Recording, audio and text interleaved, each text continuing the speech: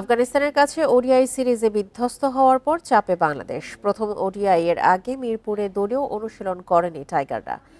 এদিকে র্যাঙ্কিংয়ে ৯ উঠতে চাইলে উইন্ডিজকে হোয়াইট ওয়াশ করতে হবে, আর সিরিজ জিতলে ক্যারিবীয়দের বিপরীতে পয়েন্ট ব্যবধান কমবে টাইগারদের।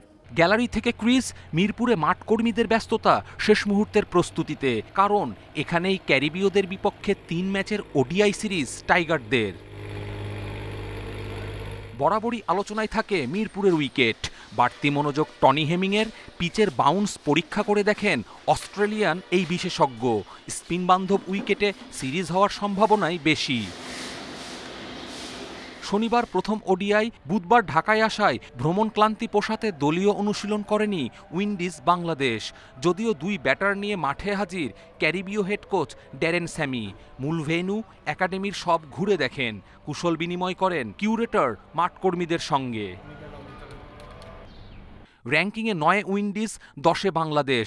২০২৭ বিশ্বকাপ সামনে রেখে এই সিরিজের প্রতিটি সমীকরণ গুরুত্বপূর্ণ দু দলের জন্য। টেবিলে বাংলাদেশের সুযোগ আছে উইন্ডিজকে টপকে যাওয়ার। সেক্ষেত্রে সিরিজ জিততে হবে ৩-০ ব্যবধানে।